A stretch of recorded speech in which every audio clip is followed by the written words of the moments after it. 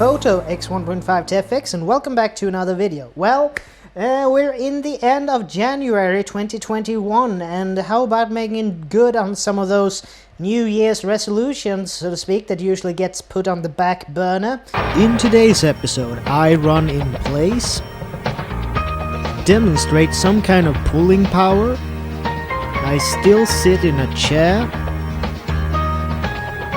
how to handle some heavy balls, use a glorified piano string, hey, it worked for Rocky, and a cheap attempt at being flexible. Well, 2020 wasn't good to anybody in the entire world, it seems, and one thing that we all might have suffered from collectively is the lack of activities, or rather the lack of physical activities, because of all manner of happenings around the world, let's say. So I thought I'll do good on my New Year's resolution and try to get a little bit more in shape, because and also, as it turns out, physical activity is a very good way to lighten the mood and to clear your thoughts. And luckily for me, I actually have a gym in the basement of the apartment complex I live in, so we're gonna visit that in a bit, but first a little bit around it and my personal reasons for getting a little bit into shape and so on, and so on. Yeah, as you can see, there's a plethora here of some of my diving related photography gear and my air system here, or rather my primary and secondary, or Poseidon most part, and some other brands and assorted trinkets.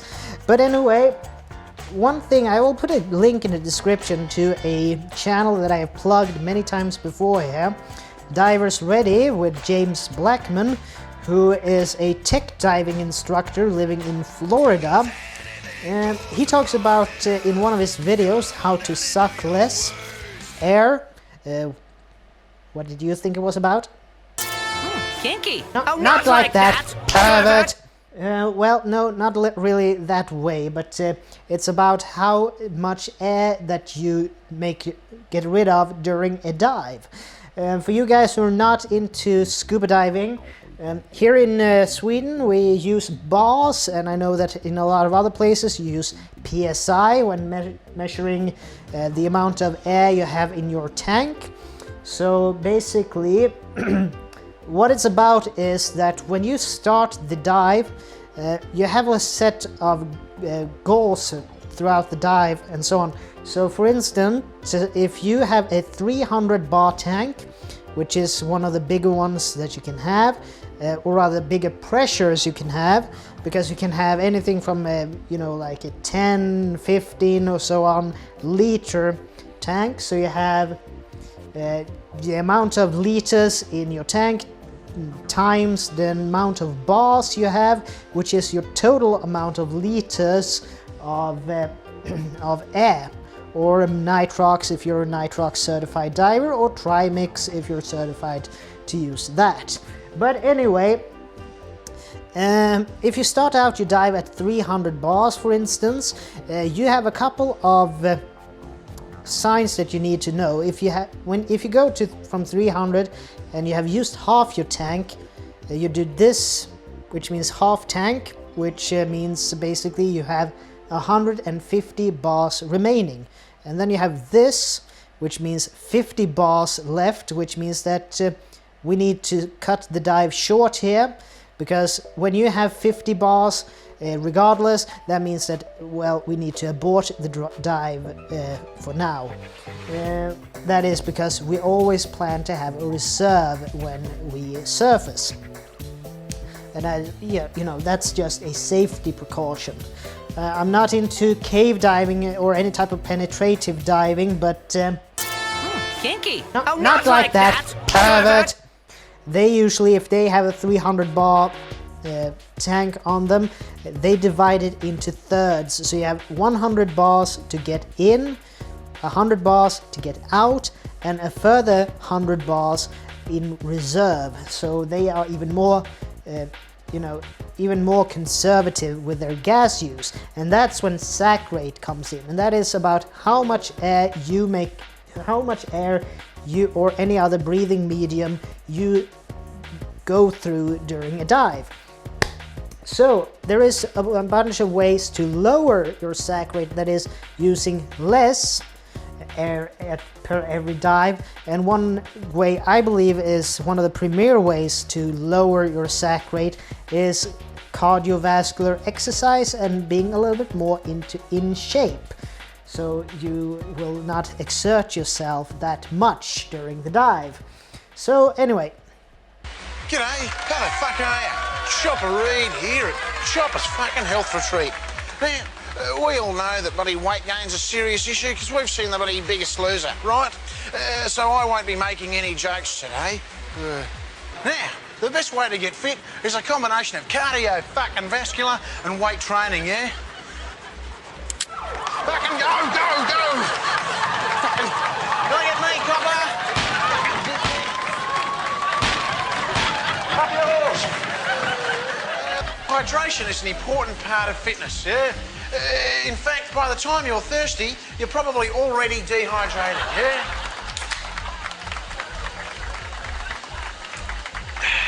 Anyway, I'm fucking Chopper, and this is my health retreat.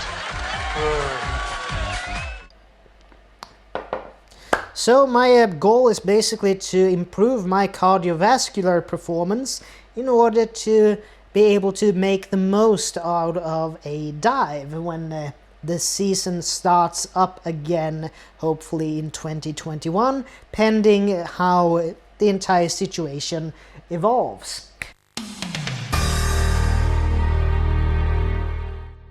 But anyway, yeah, I would say that when it comes to this with personal training and so on, I'm not a fitness guru and I have never claimed to be anything of the sorts, but I do have some medical training, and being a registered nurse, I know a little bit about how being in shape can actually prevent and actually increase your chances to not get certain types of ailments in the future. A lot of cardiovascular ailments can be prevented, and your chances will increase of not getting them if you are physically active. That's just the way it is. And if you are one of those that have a disability or something that makes you less able to do physical activity, I would take it to the great late Stephen Hawking, who said something of the line of that regardless of your position in life, there's always something you can do and excel at, which I think is a marvelous quote. But in order for me to do it, well, I go to the gym, and my weapon of choice when it comes to this is, as stated, I want functional strength. I want something that is a combination of strength training and cardiovascular. I want to improve my performance and so on. I'm not aiming to be any kind of beach 2021. That's not the point of any of this. It's just me personally trying to improve myself.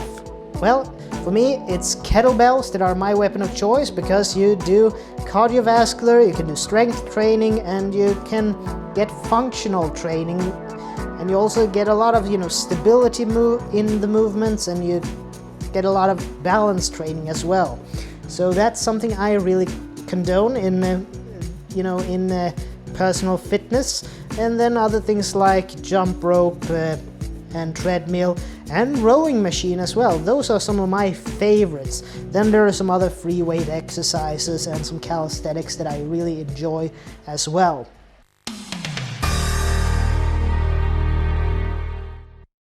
And if I'm going to put in a personal note, one of the best investments you can do for yourself when it comes to personal equipment for training, it's this: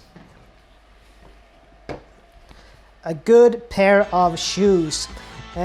Actually, when I got these, it was me and my dad actually who went to a sporting goods store to get some new running shoes, and the clerk at the store actually had us stand on one of those machines that measures your feet, and when you bend your knees and so on, if you're toeing out, toeing in, if you're having, you know, how your feet are planted and how they react to different form of your positions. So yeah, based on that, he actually pulled out a few shoe models for us to try, and it was so amazing to feel, because one pair that I tried, it was like every step I took, it was like a dead stop. Someone hit the brake pedal for me, you know, because everything was just, it felt like I hit something with every step. And then when I tried these ones on, it was almost like I was rolling. Every step I took was just rolling into each other. So yeah, if you are gonna do any type of, Nike Zoom are the models here, but if you're gonna start training and so on, best piece of best personal investment you can do for gym gear, in my opinion, a good pair of shoes that fit your foot style, not just size, but also shoes, foot style, because that can actually be a huge difference in my opinion. So choose shoes wisely. But anyway, I think that will be all for me for now, so let's go down and do a little bit of what I like to do in the gym. And for all intents and purposes, this is Tobias Bergstrom from T.B.Photo X1.5 TFX, and yeah, please like, share, comment, and subscribe. And if you don't like any of my videos, please hit the thumbs down button twice. Any good workout starts with a warm-up, and for me it's either the treadmill, which is a good alternative when it's not really appropriate to be running outside because of weather, or for this part, the happenings in the world today. Or another alternative that I really enjoy as well is the rowing machine, where you actually do two motions in one. You have to extend your legs at the same time as you're pulling with your arms. So it's not really two separate motions, you're trying to do them at the same time, with varying degrees of success in my case.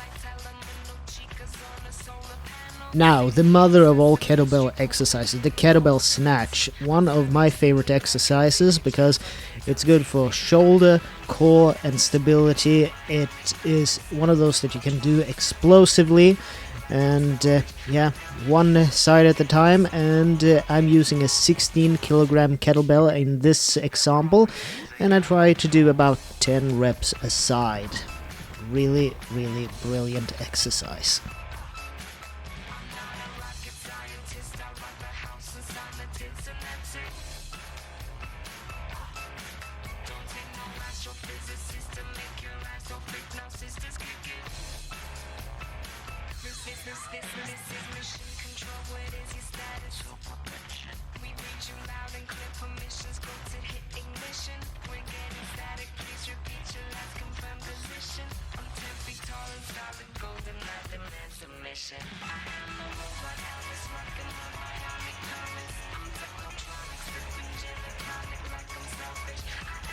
Kettlebell swings, another one of my favorite kettlebell exercises for the big muscle groups. These are brilliant for your hip flexors and some core musculature, as well as forearms and upper back.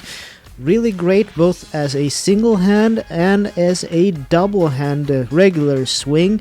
It's considered one of the more basic exercises in kettlebell training, but nonetheless it is a very good exercise indeed that I would really recommend for anybody who is starting out in kettlebell weight training.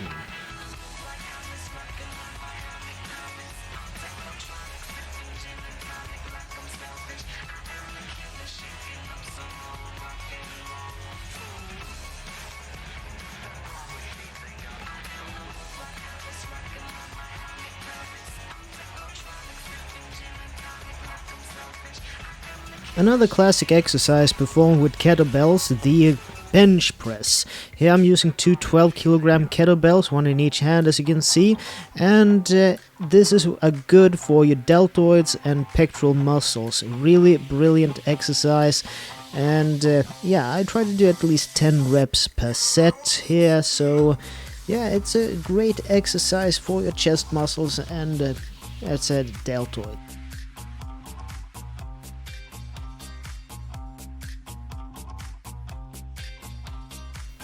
And another important point that can't be stressed enough: proper technique when putting weights down in order to prevent injury. Probably the poster child of contemporary gym exercises, the barbell squat. One exercise that is not just a leg exercise, but also a great core and shoulder exercise, as well as for ankle stability. This is one of those exercises where it really pays off to go with lighter weights in the beginning and really gradually working your way up, in my opinion, in order to get the technique in and get a full range of motion before adding more and more weight in the future.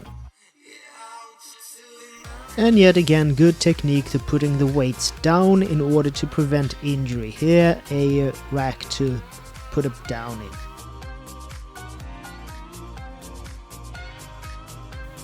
Shoulders, core strength and added mobility. That's three of the main benefits of the kettlebell windmill exercise. Here I do it with a 16 kilogram kettlebell, and the object is to do these fairly slowly and controlled, to have all the muscle groups engaged and to find your balance. Really great exercise that are sometimes neglected.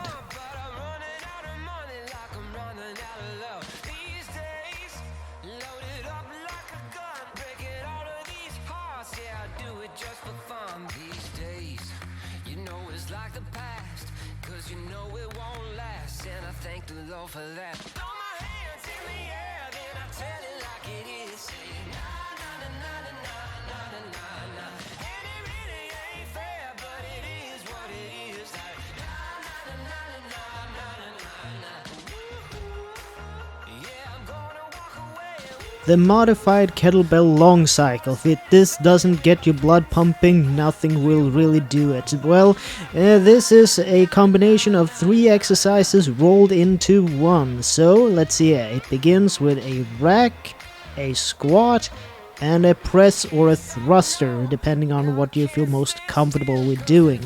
I mean, this one, it combines all the muscle groups with being a leg, core and shoulder exercise all wrapped into one. So brilliant piece of multi-purpose routine in my opinion. So yeah, give it a try.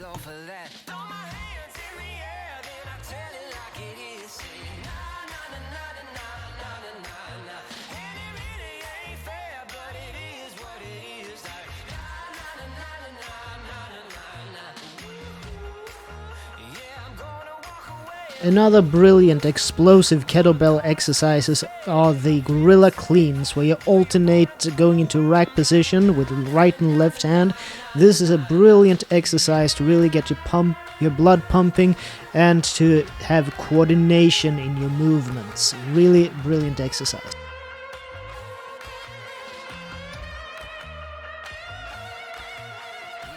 And here a variation of the kettlebell press, where your entire body is into the motion of going from a clean to a full press up position. Really great exercise for explosive movements.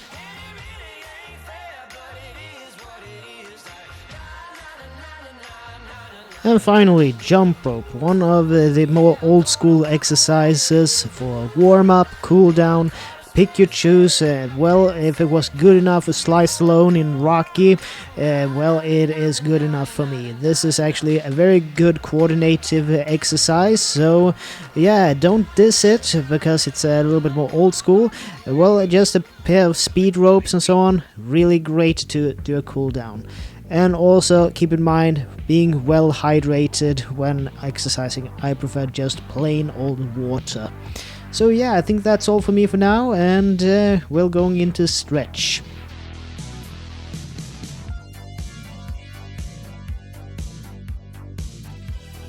if there is one part of working out that will really bite you in the ass if you don't take your time and do it properly, it is stretching. When you have trained your muscles, you really need to have a little bit of a stretch slash yoga to really have them relax after post-workout in order to prevent, you know, muscle cramps and muscle fatigue the day after, to have, you know, having sore muscles. So warm up and cool down with stretching. That's two of the most important parts of any workout routine. So yeah, I'm just trying to take my time and do these properly in order to really get a good workout, end it with a equally good or even better stretching session. That's something I can't stretch enough.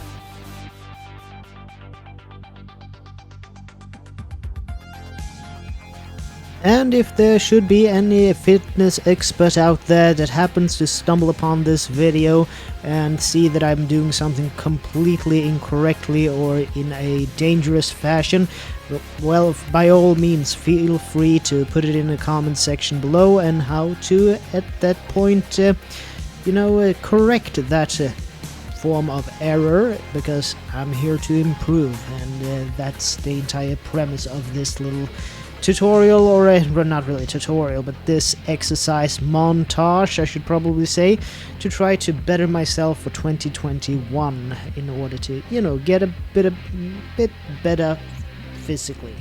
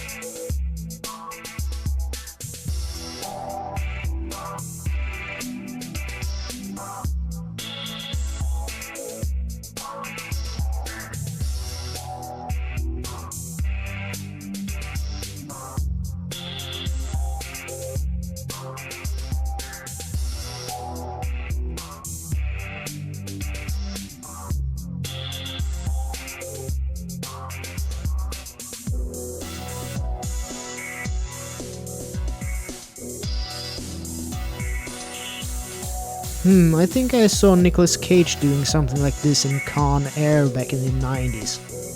Seems to work.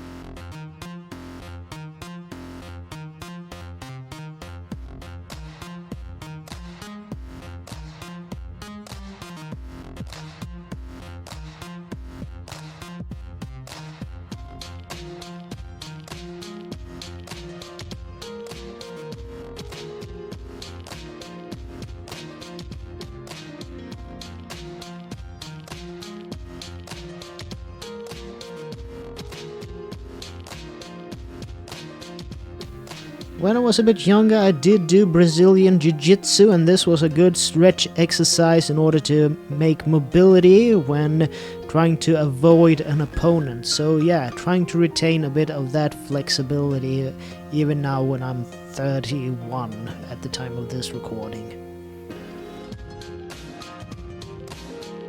So I'll just see you in the next one, so take care from now on. Bye.